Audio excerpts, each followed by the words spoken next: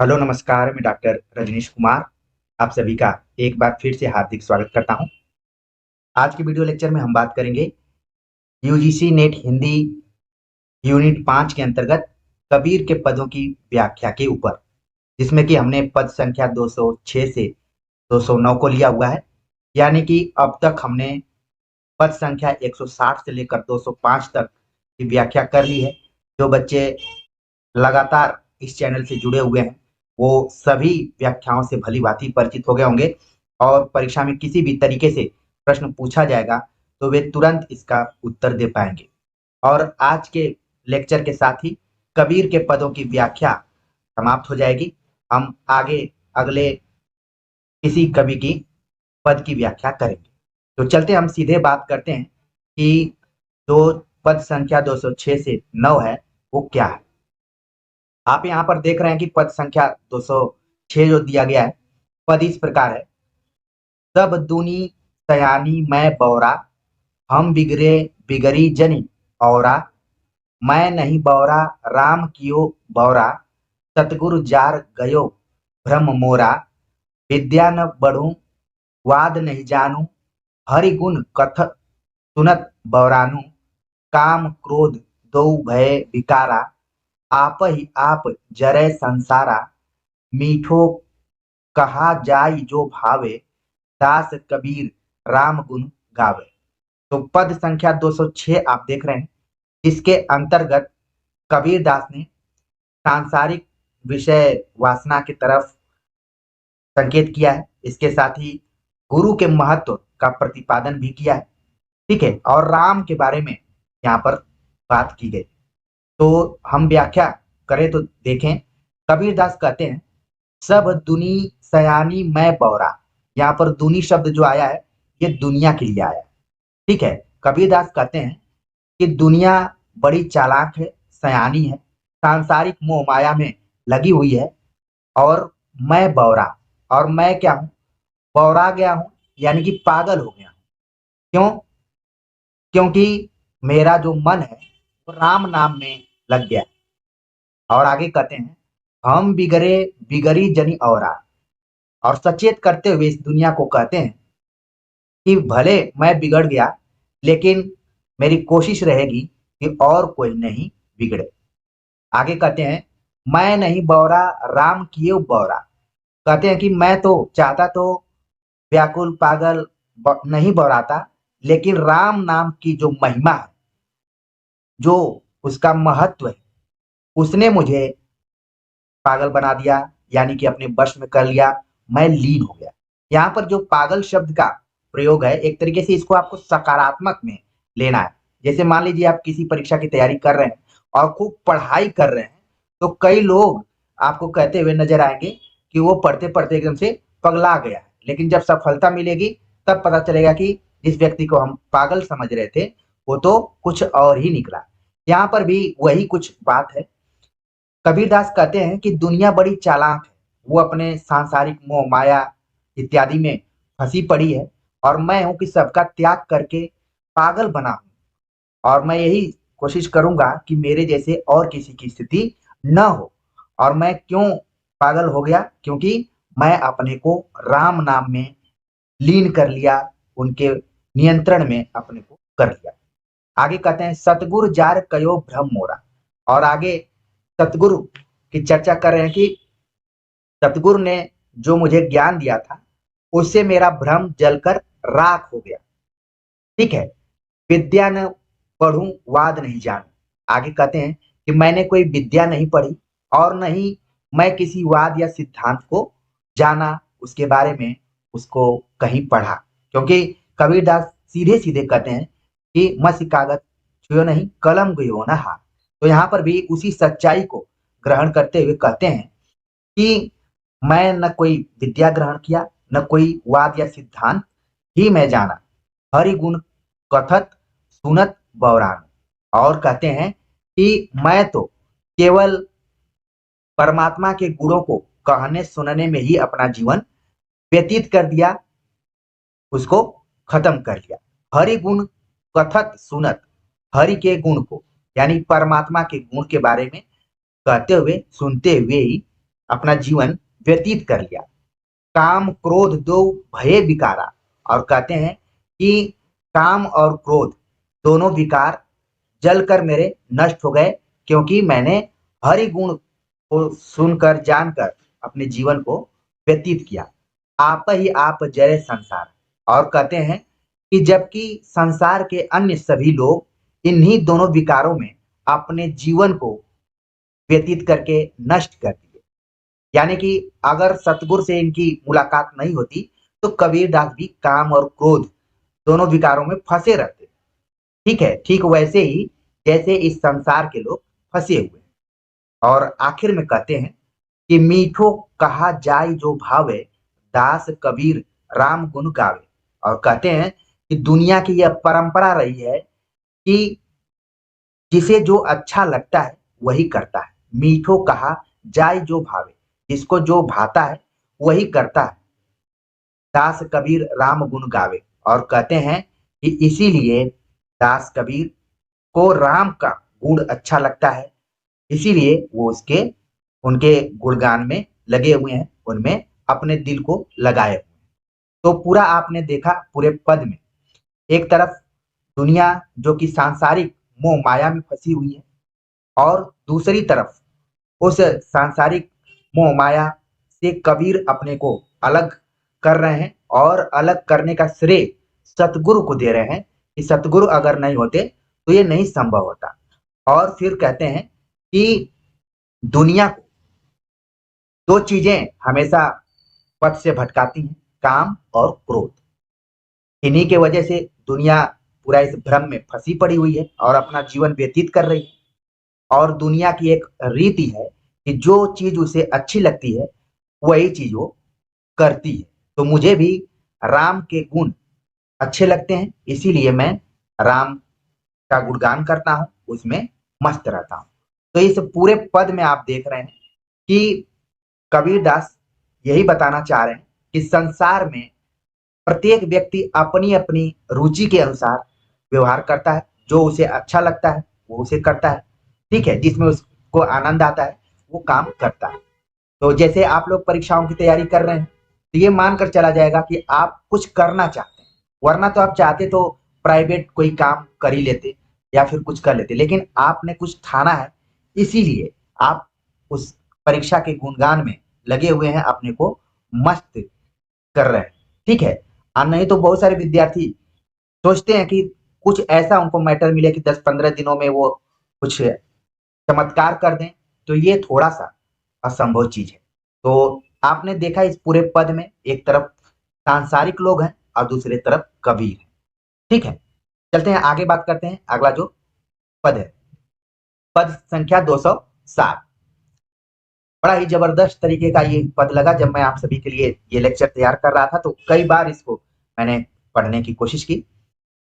नैहर में दाग लगाए आए चुनरी, ऊर अंग्रेजवा के मरम न जाने, नहीं मिले धोबिया कौन करे उजरी, तन के कुंडी ज्ञान के सौदन, साबुन महंग बिचाए या नगरी, पहिरी ओढ़ के चली ससुररिया, गौवा के लोग कहे बड़ी फुहरी, कहे कबीर सुनो भाई साधो, बिना सतगुर कबहू नहीं सुधरी।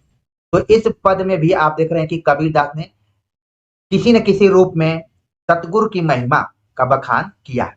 हालांकि इस पूरे पद में कबीर ने कुछ पारंपरिक प्रतीकों का प्रयोग किया है, पारंपरिक प्रतीकों का उन्होंने प्रयोग किया है। ठीक है, जिसमें आप देख रहे हैं कि नैहर शब्द जो आया हुआ है ये संसार का प्रतीक है। ठीक है, इसके बाद जो दूसरा शब्द आप देख रहे हैं चुनरी, चुनरी जो है ये शरीर का प्रतीक है। ठीक है, ये सब मैं इसलिए बता रहा हूं क्योंकि परीक्षा में मान लीजिए ये लाइन दे दी जाएगी और पूछ लिया जाएगा कि इसमें कबीरदास का क्या आशय है, क्या तात्पर्य इन शब्दों का प्रयोग करने का, तो तुरंत जो विद्यार्थी यहाँ पर सुन रहे हैं वो बता देंगे। तो नैहर शब्द संसार का प्रतीक है, चुनरी शब्द शरीर का प्रतीक है, रंग रेजवा, यहाँ पर जो शब्द आया है रंग रेजवा, ये शब्द आया है परमात्मा के लिए। ठीक है, तो इसको भी आप ध्यान में रखिए। इसके बाद धोबी शब्द जो आया है, धोबी शब्द यह आया है सतगुरु के लिए आया हुआ है, यानी कि गुरु के लिए प्रयुक्त हुआ है। इसके बाद आप देख रहे हैं कि ससुराल शब्द का प्रयोग यहाँ पर किया गया है, ससुरलिया। ठीक है, तो ये प्रयोग किया है कबीरदास ने परलोक के संदर्भ में।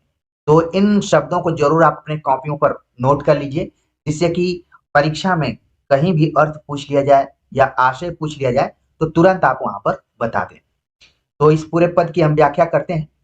कबीरदास परमात्मा और जीवात्मा दोनों को यहाँ पर एक साथ रखे हुए हैं और फिर बोलते हैं, नैहर में दाग लगाए आए चुनरी। कहते हैं कि परमात्मा ने जीवात्मा को जो शरीर रूपी चुनरी दी थी वह बिल्कुल साफ सुथरी थी, लेकिन संसार में रहते हुए अनेक प्रकार के पाप कर्मों में लिप्त रहकर उसने इस चुनर को गंदा कर दिया।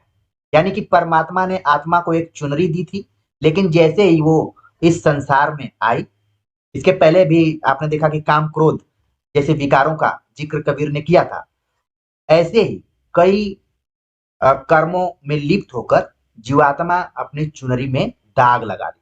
दाग शब्द आप यहाँ पर देख रहे हैं कि कई बार आप ऐड देखते होंगे कि दाग अच्छे होते हैं, ठीक है, और फिर ऐड आ जाता है वॉशिंग पाउडर का। लेकिन यहाँ पर दाग का बहुत व्यापक अर्थ लगाया जा सकता है कि जो परमात्मा ने जीवात्मा को साफ सुथरी चुनरी दी थी, लेकिन वो इस संसार में रहते हुए अपने कर्मों में लिप्त रहकर, खासतौर से पाप जैसे कर्मों में लिप्त रहकर, काम क्रोध जैसे कर्मों में लिप्त रहकर दाग लगा दिया।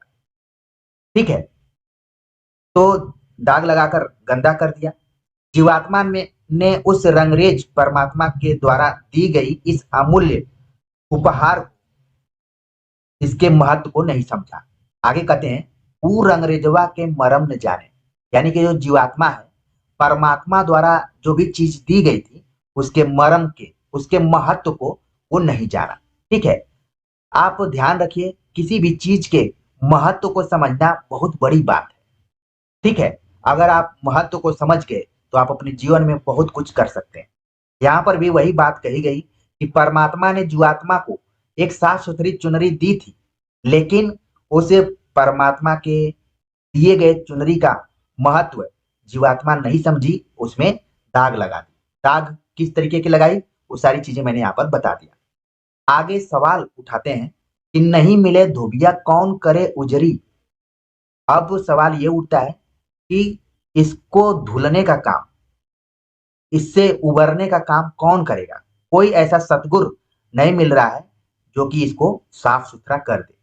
ठीक है, आगे कहते हैं कि तन के कुंडी ज्ञान के सौदन। कहते हैं कि इस शरीर रूपी मैली चुनर को सतगुरु रूपी धोबी बड़ी सावधानी से धोता, लेकिन तन की नाद में ज्ञान की रेह से, यहाँ पर कुंडी मतलब नाद। ठीक है, नाद आप देखे होंगे कि जहाँ पे पशुओं को चारा इत्यादि दिया जाता है, उसको हमारे तरफ हौदी भी बोला जाता है। ठीक है, नाद भी बोला जाता है। तन के नाद ज्ञान के सौदन। कहते हैं कि तन की नाद में और ज्ञान की रीह, सौदन मतलब रेह। आप अगर पुराने जमाने के लोगों से पूछेंगे तो लोग पहले रेह से अपने कपड़ों को साफ कर देते थे। एक बालू नुमा एक पदार्थ मैं उसको बोल सकता हूँ। ठीक है, रेह अभी भी कई पिछड़े इलाकों में इसका प्रयोग किया जाता है, क्योंकि कबीरदास ने इन सारे शब्दों का प्रयोग इसलिए किया है क्योंकि इन्होंने लोक व्यवहार से इन सारी चीजों को उठाया हुआ है। ठीक है, इसीलिए एक आपने पिछली बार जब प्रैक्टिस सेट हम कर रहे थे तो वहां पर एक सवाल आया था कि भक्ति काल में लोक हित को ध्यान में रखा गया है। तो आप देख रहे हैं कि यहाँ पर भी जितने शब्दों को उठाया गया है सब लोक से जुड़ा हुआ है। ठीक है, इसीलिए विस्तार से पढ़ेंगे तो कथन और स्थापना वाले प्रश्न को बहुत अच्छे से आप सॉल्व कर पाएंगे। यहाँ कबीरदास कहते हैं कि तन की नाद में ज्ञान की रेह से और ध्यान रूपी महंगे साबुन से, साबुन महंग बिचाया नगरी, साबुन से धोकर जो सतगुरु है वो निर्मल और वेदांत बनाता, लेकिन ये बहुत बड़ा काम है, बहुत कठिन काम है। और आगे कहते हैं, पहेरी ओढ़ के चली ससुररिया। कहते हैं कि सांसारिक लोग उसकी मैली कहते हैं कि जो जीवात्मा है इस मैली चूनर को ओढ़कर, यानी कि पहनकर अपने ससुराल चल दी, यानी परलोक रूपी ससुराल में जाती है। ठीक है, गौवा के लोग कहे बड़ी फुहरी। और जैसे वहां के गौवा के लोग कौन है, जो सांसारिक लोग। ठीक है, ठीक तो ये जो सांसारिक लोग हैं उनके तरफ संकेत करते हुए कहते हैं कि उसकी मैली चुनरी को देखकर उसको कहते हैं कि बड़ी फुहरी, बहुत क्या है, फूहड़ है, फूहड़ की संज्ञा देते हैं। कहने का मतलब है कि पाप में लिप्त शरीर अपने पाप कर्मों के कारण लोगों की निंदा का कारण बन जाती है। ठीक है। और अंत में कबीरदास संबोधित करते हुए कहते हैं कि सुनो भाई साधो, हे संतों सुनो, सुनो, तुम्हें अपनी इस चूनर को अगर साफ सुथरी रखनी है तो यह तभी संभव है जब तुम्हें कोई सतगुरु प्राप्त हो जाए, सतगुरु से मुलाकात हो जाए, तब ये संभव है। बिना सतगुरु कबहू नहीं सुधरी, बिना सतगुरु के ये कभी सुधरने वाला नहीं है। तो इस पूरे पद में आपने देखा कि कबीरदास पारंपरिक प्रतीकों का प्रयोग करते हुए सांसारिकता में लिप्त रहने वाले मनुष्यों के बारे में बताया है और रूपक अलंकारों का इसमें प्रयोग किया है। ठीक है, सतगुरु के महत्व को भी स्थापित किया है। तो कुल मिलाकर आपने देखा कि परमात्मा रूपी जो परमात्मा ने जीवात्मा को जो चुनर दी है, जीवात्मा संसार में रहकर उसमें दाग लगाती है, उसको धुलने के लिए कोई धोबी नहीं मिल रहा है। और फिर यहाँ पर जो कुंडी और सौदन, यानी कि जो बताया गया कि जो अ, इस गंदी चुनर को धुलने के लिए जो नाद की जरूरत है, साबुन की जरूरत है, वो सब रहने के बाद भी इस काम को करना काफी कठिन है। और जब जीवात्मा मैली चुनर को पहनकर ससुराल जाती है तो वहां के जितने लोग हैं कि मैली चुनर को देखकर उसको फुहर यानी फुहड़ का की उपाधि देते हैं, संज्ञा देते हैं। अंत में कबीरदास यही कहते हैं कि ये सब तभी संभव होगा जब सतगुरु चाहे तो वो भी कुछ कर सकता है, बिना सतगुरु के कुछ नहीं होने वाला। तो ये पूरा पद था, इसको आप समझ गए होंगे। ठीक है, इसमें जो भी कुछ शब्द हैं जैसे कि नैहर है, चुनरी है, रंगरेजुआ है, धोबिया है, इन सारे शब्दों को जरूर आप अपने ध्यान में रखें, जिसके के बारे में हमने पहले भी बताया। आगे बात करते हैं। अगला जो पद है काफी बड़ा है, तो इसमें थोड़ा सा वक्त लगेगा क्योंकि ये आखिर का लेक्चर है, तो इसलिए मुझे पूरी उम्मीद है कि आप लोग इसको अपना मानकर देखेंगे। पद इस प्रकार है। सील संतोख ते शब्द जा मुख बसे, संत जन जौहरी साच मानी, बदन विकसती रहे ख्याल आनंद में, अधर में मधुर मुस्कात बानी, साच गेले नहीं झूठ बोले नहीं, सूरत में सुमति सोई श्रेष्ठ ज्ञानी, कहत हो ज्ञान पुकारी के सबन सो, देत उपदेश दिल दर्द जानी, ज्ञान को पूर है रहन को सूर है, दया की भक्ति दिल माही ठानी, और ते छोड़ लो एक रस रहत है, ऐसे जन जगत में बिरले प्राणी, ठग बटपार संसार में भरी रहे, हंस की चाल कह काग जानी, चपल और चतुर हैं बने बहुत चकिने, बात में ठीक पे कपट ठानी, कहाँ 300 कहो दया जिनके नहीं, हाथ बहुते करे बकुल ध्यानी, दुर्मत जीव की दुविध छूटे नहीं, जन्म जन्मांत पड़ नर्क खानी, काग कुबुद्धि सुबुद्धि पावे कहाँ, कठिन कठोर विकराल पानी, अगिन के पुंज हैं शीतलता तन नहीं, अमृत और विष दो एक सानी, कहा साखी कहे सुमत जागा नहीं, साच की चाल बिन धुरधानी, सुकृत और सत्य की चाल साची सही, काग बक अधम की कौन खानी, कहे कबीर को सुघर न जौहरी, सदा सावधान पियो नीर छानी। तो आप इसमें देखेंगे कि कबीर दास ने इसमें भी सतगुरु के महत्व को प्रतिपादित किया है, लेकिन इसमें जो लोक व्यवहार से उन्होंने ज्ञान प्राप्त किया है उसको यहाँ पर बताने का प्रयास किया। वो कहते हैं, कबीरदास कहते हैं कि सतगुरु की विशेषताएं बहुत सी हैं। कहते हैं कि सतगुरु वही होता है जिसके मुख से शीतल और संतोष के शब्द निकलते हैं। सतगुरु वही होता है जिसके मुख से शीतल संतोखते शब्द जा मुख बसे। सतगुरु वही है जिसके मुख से शीतल शील और संतोष के शब्द निकलते हैं। संत जन जौहरी साँच माने, और कहते हैं कि संत जन रूपी जौहरी की सदगुरु रूपी हीरे की पहचान कर पाता है। जौहरी ही है जो कि सतगुरु की पहचान कर पाता है। और आगे कहते हैं कि बदन विकसित रहे ख्याल आनंद में, अधर में मधुर मुस्कान बानी। कहते हैं कि उसके मुख पर हमेशा खुशी छाई रहती है।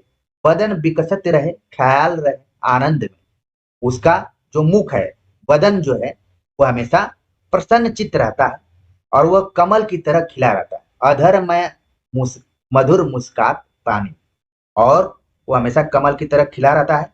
उसके अधरों पर, होठों पर हमेशा हंसी छाई रहती है। ठीक है, ये दो पंक्तियों का हो गया। आगे है, साच गेले नहीं झूठ बोले नहीं, सूरत में सुमत सोई श्रेष्ठ ज्ञान। कहते हैं कि वह हमेशा सत्य पर दृढ़ रहता है। साच गेले नहीं, झूठ बोले नहीं, सच के साथ हमेशा रहता है, झूठ कभी बोलता नहीं। ठीक है, मिथ्या भाषण नहीं करता, निरंतर हमेशा सुबुद्धि देता रहता है। सूरत में सुमति सोई श्रेष्ठ ज्ञानी, और इसीलिए वह श्रेष्ठ ज्ञानी कहा जाता है।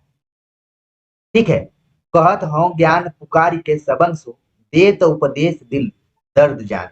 और कहते हैं कि उसका मन संतुलन में रहता है और दूसरों के दुख दर्द को जानकर वह उन्हें उपदेश देकर अनुग्रहित करता है। ठीक है, तो आप इस पंक्ति का पूरा अर्थ समझ गए। और आगे कहते हैं, ज्ञान को पूर है रहन को सूर है, दया की भक्ति दिल माही ठानी। कहते हैं कि वह ज्ञान का भंडार है, ज्ञान को पूर है, ज्ञान का भंडार, उसके पास भंडार है ज्ञान का, और किसी भी स्थिति में अपना संतुलन नहीं खोता है। ठीक है, रहनी को सूर है, दया की भक्ति दिल माही ठानी। और कहते हैं कि इसीलिए वही सच्चा सूरवीर है, उसमें एक रास्ता है, सुख दुख में समान रूप से वो एक समान रहता है। ऐसे प्राणी जगत में बहुत कम होते हैं। ओरते छोड़ लो एक रस रहत, ऐसे जन जगत में बिरले प्राणी, ऐसे लोग बहुत कम है। आगे कुछ बहुत चीजें गिनाते हैं, जैसे कि ठग की बात आएगी, हंस की बात आएगी।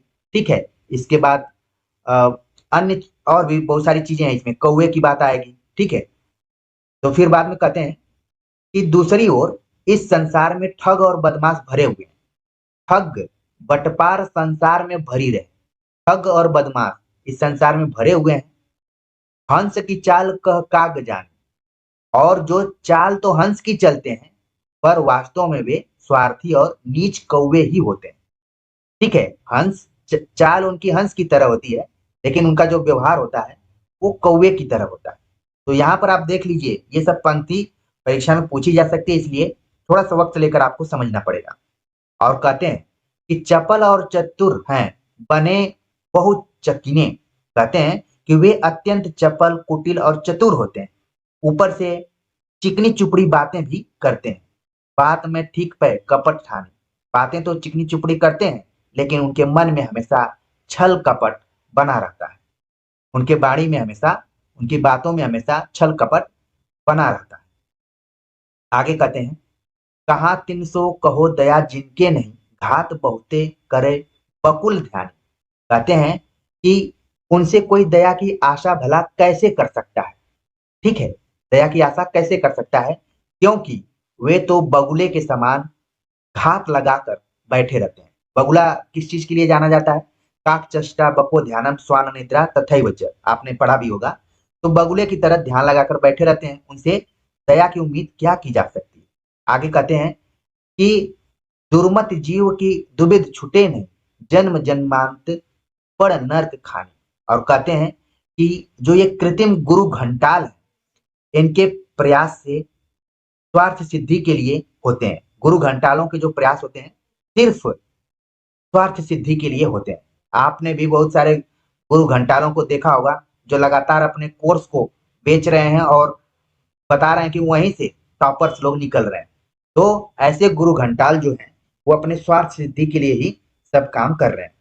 आगे कहते हैं, काक कुबुद्धि सुबुद्धि पावे कहाँ, कठिन कठोर विकराल बान।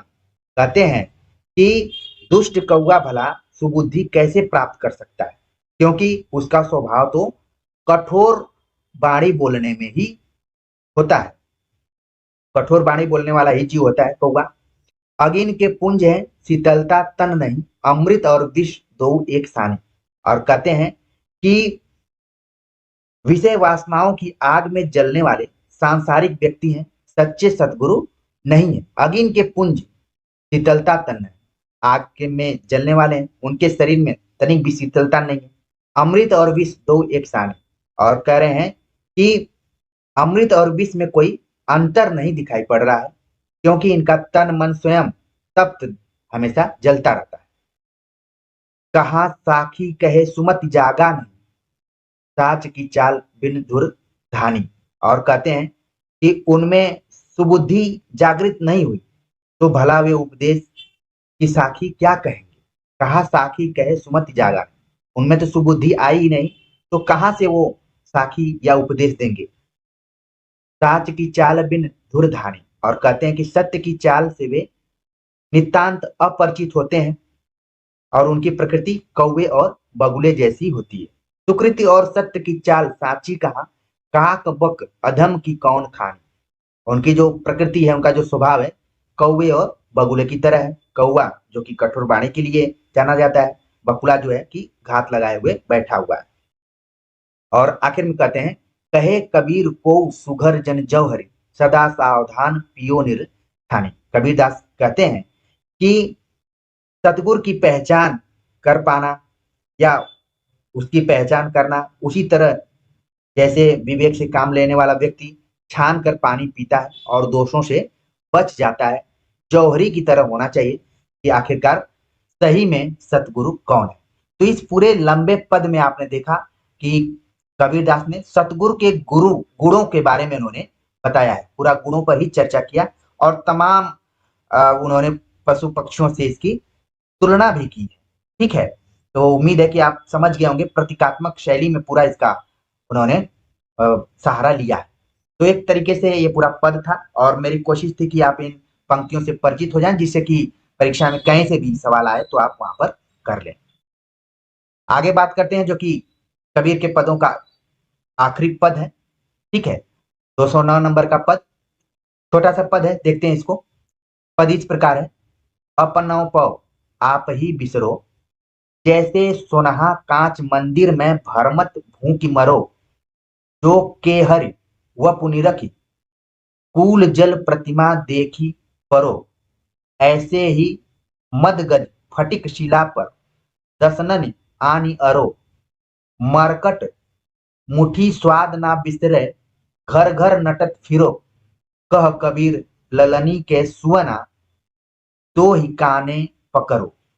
तो आप देख रहे हैं कि इस पूरे पद में भी कबीर दास ने पूरे प्रतीकों का प्रयोग किया हुआ है, और इसमें अज्ञान और भ्रम के कारण जो जीव संसार बंधन में बंधा हुआ है उसके तरफ उन्होंने संकेत किया है, सांसारिक मोह माया की तरफ संकेत किया है। कहते हैं कबीरदास कहते हैं कि जीवात्मा इस संसार में आकर अपने आत्म रूप को यानी अपने स्वयं को ही भुला दिया है।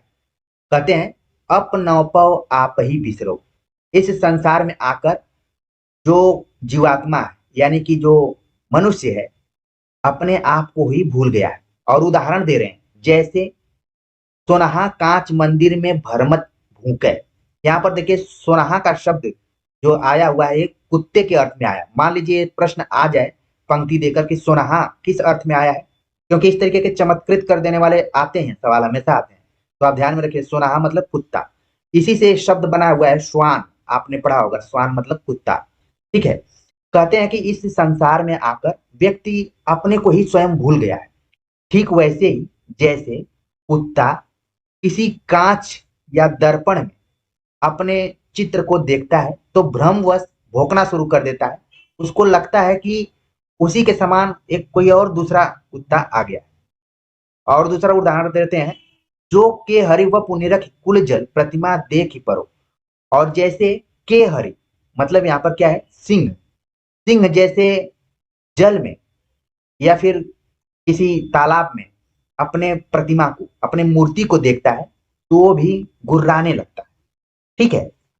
उसको भी लगता है कि ये कोई दूसरा शेर कहाँ से आ गया, सिंह कहाँ से आ गया, और फिर अपना उसमें आत्म, वपु मतलब देखिए यहाँ पर शरीर है, फिर वो क्या कर लेता है, अपने को नुकसान पहुंचाने लगता है, क्योंकि सही मायने में तो एक ही है, लेकिन इन लोगों को क्या हो गया, भ्रम हो गया, अज्ञानता बस। और कहते हैं कि ऐसे ही मद गज फटिक शिला पर दसनन आनी अरो। और कहते हैं कि इसी तरीके से जो मदमस्त हाथी होता है स्फटिक शिला को देखकर अपना प्रतिद्वंदी समझ जाता है, कि हाथी के समान अगर कोई मान लीजिए स्फटिक शिला है, ठीक है, ऊंची लंबी चौड़ी, तो उसको देखकर हाथी को लगता है कि ये मेरे जैसा कौन आ गया, और जाकर उसी में अपना फिर सिर लड़ाने लगता है और अपने ही को नष्ट कर देता है।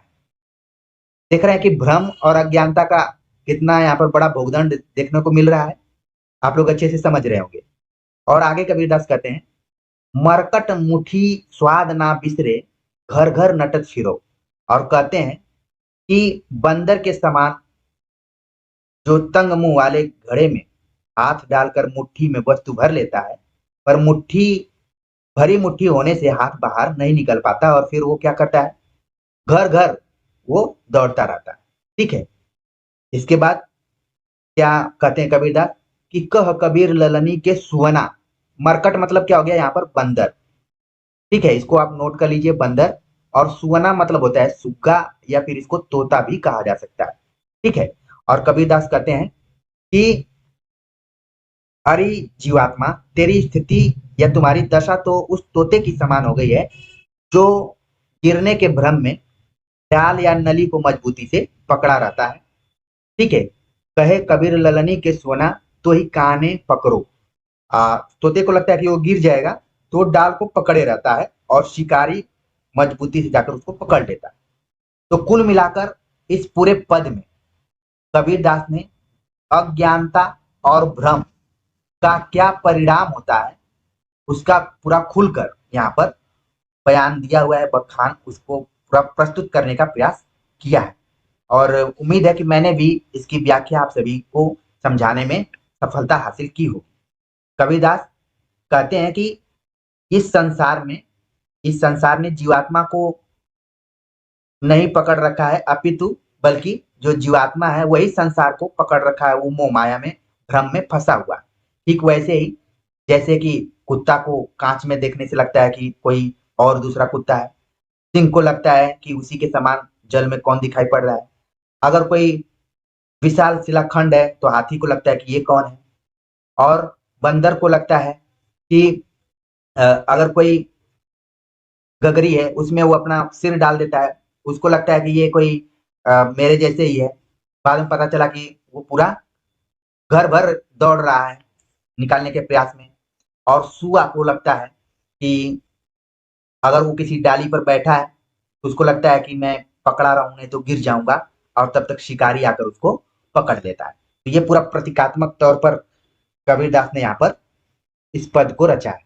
तो उम्मीद है कि आप सभी को समझ में आ गया होगा। इस तरीके से हमने कबीर के पदों की पूरी व्याख्या आप सभी को प्रस्तुत कर दी, काफी मेहनत के साथ, और थोड़ा सा टाइम भी लगा था, और परीक्षा का भी समय अब निर्धारित हो ही गया है।